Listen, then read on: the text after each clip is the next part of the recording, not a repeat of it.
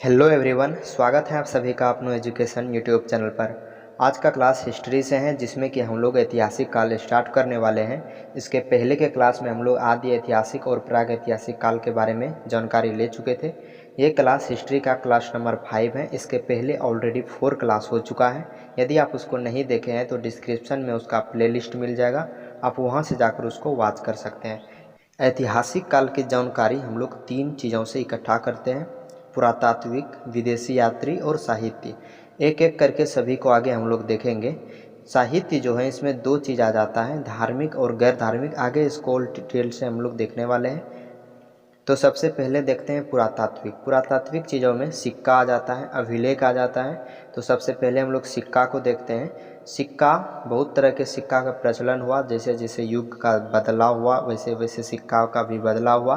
तो सबसे पहले हम लोग सिंधु में देखते हैं। सिंधु सभ्यता जो थी, उस समय कौन सी सिक्का चलती थी? टेराकोटा। टेराकोटा किसको बोलते हैं? मिट्टी को जो चीज़ होते हैं, मिट्टी का जो बर्तन होता है, उसे टेराकोटा बोलते हैं। तो मिट्टी का ही उस समय सिक्का चलता था सिंधु सभ्यता के समय। आगे है मौर्य। मौर्य के समय कौन सा सिक्का चलता था? आहत सिक्के चलते थे। आहत सिक्के क्या है? जब किसी धातु पर आहत करके कोई चित्र बनाया जाता था तो उसे आहत सिक्का बोलते थे। यहाँ पर जो आप देख रहे हैं इस फिगर में, ये आहत सिक्का है। यहाँ पर देख सकते हैं आप, इस पर एक चित्र बनाया गया है और ये आहत करके ये चित्र बनाया जाता था।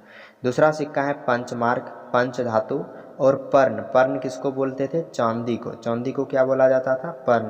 तो चांदी का सिक्का सबसे पहले किसके शासनकाल में चला था? मौर्य के शासनकाल में। तो मौर्य का याद रखना है आपको, 4 तरह के सिक्के चले थे: आहत, पंचमार्क, पंचधातु और पर्ण। आगे देखते हैं यूनानी। यूनानी शासक ने सोने का सिक्का चलाया। तो सबसे पहले सोने का सिक्का किसने चलाया था? यूनानी शासक ने। लेकिन आगे पूछ देगा शुद्ध सोने का सिक्का किसके शासन में चला था? तो शुद्ध सोने का सिक्का कुषाण वंश के शासनकाल में चला था। डिफरेंस करके आपको याद रखना है, सोने का सिक्का यूनानी के शासनकाल में चला था, लेकिन शुद्ध सोने का सिक्का कुषाण के शासनकाल में चला था।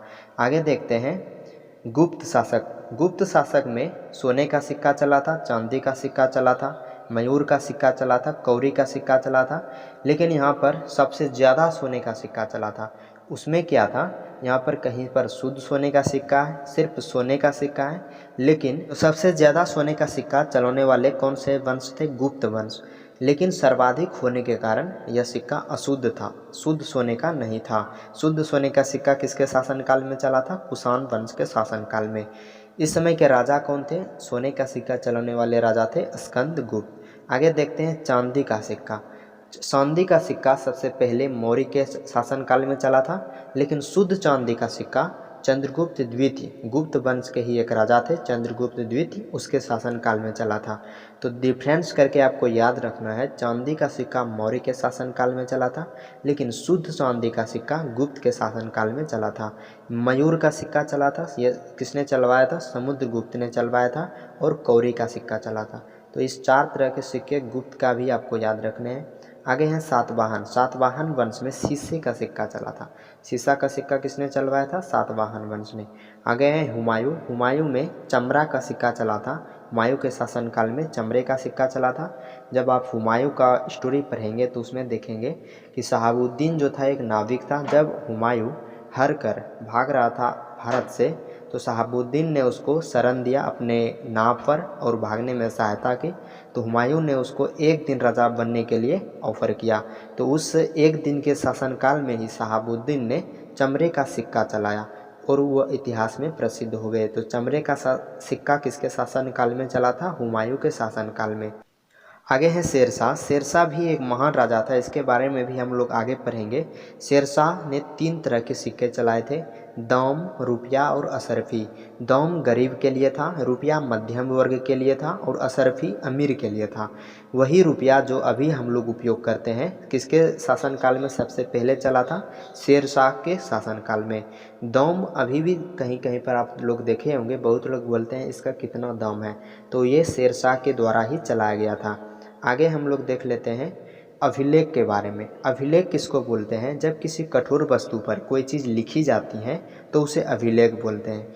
3 तरह के मुख्य अभिलेख पाए जाते हैं, शिलालेख, स्तंभलेख और भित्तिलेख। शिलालेख किसको बोलते हैं? जब कोई चीज़ पत्थर पर लिखे जाते हैं तो उसे शिलालेख कहते हैं। स्तंभलेख किसको बोलते हैं? जब कोई चीज़ स्तंभ पर लिखे जाते हैं, स्तंभ बनाकर, स्तंभ क्या होता है? लंबा होता है, इस पर लिखे जाते हैं तो जो स्तंभलेख कहलाते हैं।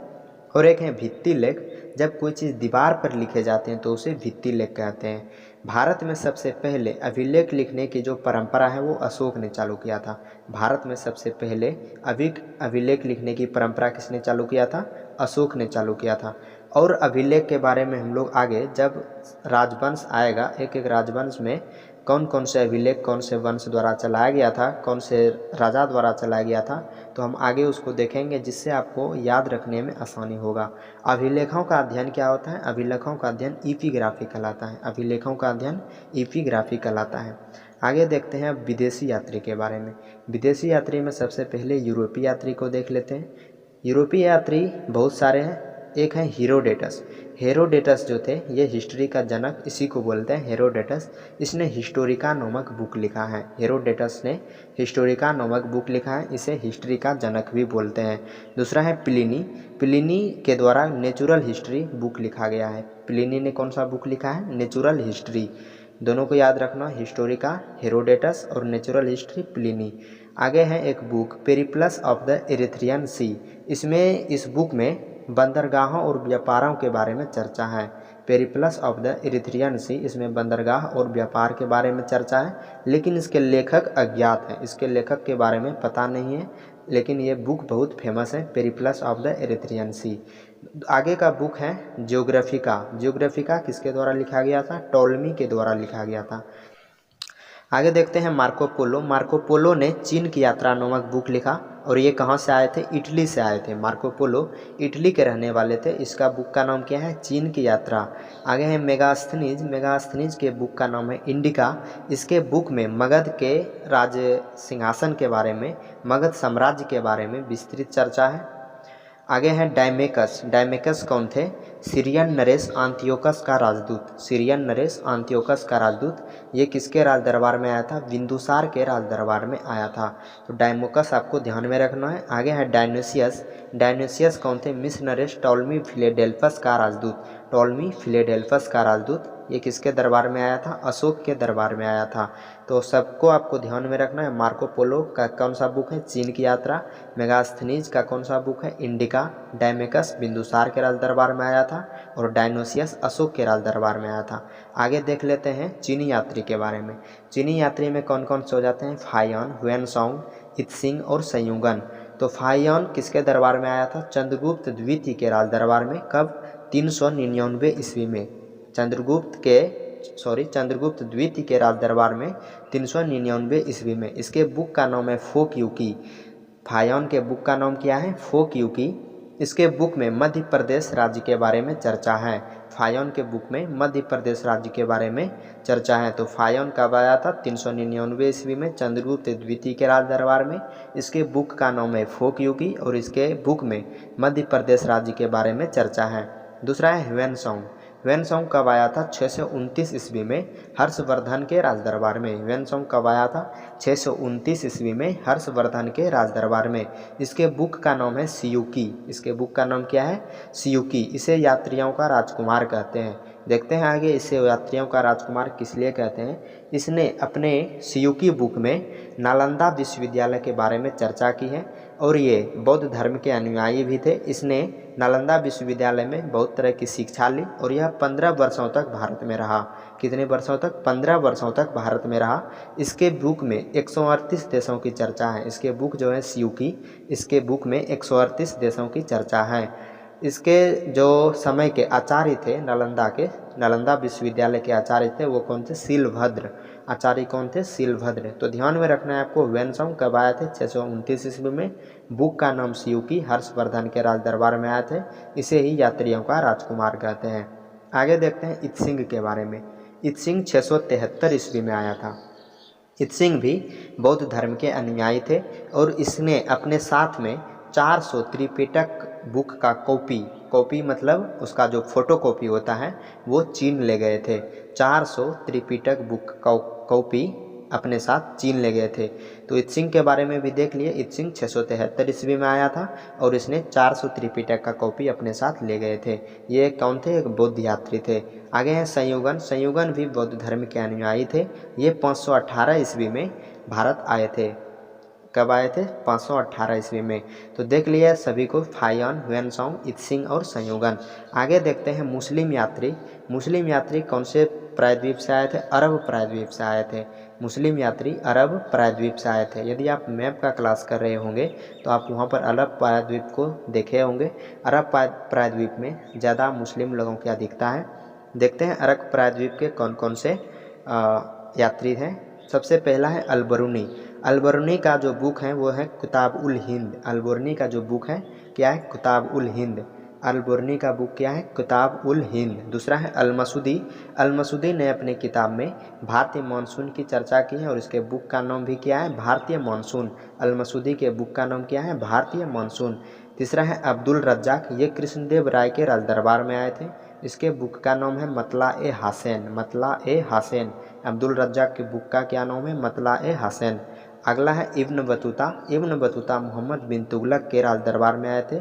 इसके बुक का नाम है रेहला। क्या है? रेहला। इब्न बतूता के बुक का नाम क्या है? रेहला। इसके अन्य लेखक भी एक है तारानाथ, जो कि तिब्बती लेखक थे। इसने 2 ग्रंथ लिखे हैं, कंगियूर एवं तंगियूर। कंगियूर एवं तंगियूर नामक ग्रंथ किसने लिखे हैं? तारानाथ। ये एक तिब्बती लेखक थे। आगे देख लेते हैं अब साहित्य के बारे में। साहित्य 2 तरह के हो जाते हैं, धार्मिक और गैर धार्मिक। धार्मिक में भी 2 पार्ट आ जाते हैं, ब्राह्मण और गैर ब्राह्मण। ब्राह्मण जो हिंदू धर्म से रिलेटेड है उसे ब्राह्मण कहते हैं, और गैर ब्राह्मण किसको बोलते हैं? जो हिंदू धर्म से रिलेटेड नहीं है, जैसे जैन धर्म, बौद्ध धर्म और भी बहुत तरह के धर्म, इस्लाम धर्म। लेकिन उस समय केवल यही 3 धर्म चलते थे। तो ब्राह्मण में कौन कौन से आ जाएंगे? हिंदू धर्म। और गैर ब्राह्मण में जैन और बौद्ध। जैन और बौद्ध के बारे में हम लोग आगे देखेंगे और डिटेल से। यहाँ पर कुछ उसके बुक के नाम देख लेते हैं, क्योंकि यह साहित्य के बारे में हम लोग जानकारी ले रहे हैं। सबसे पहले यहाँ पर देख लेते हैं बौद्ध साहित्य। बौद्ध साहित्य किस भाषा में लिखी हुई थी? पाली भाषा में लिखी हुई थी। बौद्ध साहित्य पाली भाषा में लिखी हुई थी। इसके प्रमुख प्रमुख जो बुक हैं, जातक, ललित विस्तार, अंगुत्तर निकाय। जातक में महात्मा बुद्ध की 200 कहानियाँ, पूर्व जन्म की 200 कहानियाँ वर्णित हैं। जातक ग्रंथ में महात्मा बुद्ध के पूर्व जन्म की 200 कहानियाँ वर्णित हैं। ललित विस्तार में महात्मा बुद्ध की पूरी जीवनी दी गई है। ललित विस्तार में महात्मा बुद्ध की पूरी जीवनी दी गई है। ऐसे क्वेश्चन आपको इसका बहुत ज़्यादा पूछा जाता है। महात्मा बुद्ध की पूरी जीवनी किस बुक में दी गई है? तो ललित विस्तार में दी गई है। जब प्रैक्टिस सेट इसका लगेगा तो आप उसको ज़रूर अटेंड कीजिए, इसमें आपका सभी पॉइंट क्लियर हो जाने वाला है। आगे का पॉइंट है अंगुत्तर निकाय में 16 महाजनपद की चर्चा है। अंगुत्तर निकाय भी एक बौद्ध साहित्य का ही बुक है। इसमें 16 महाजनपद की चर्चा है। बौद्ध धर्म का जो सबसे पवित्र बुक होता है वो क्या है? त्रिपिटक, जो 3 पुस्तकों का समूह है। 3 पुस्तक कौन कौन से हैं त्रिपिटक में?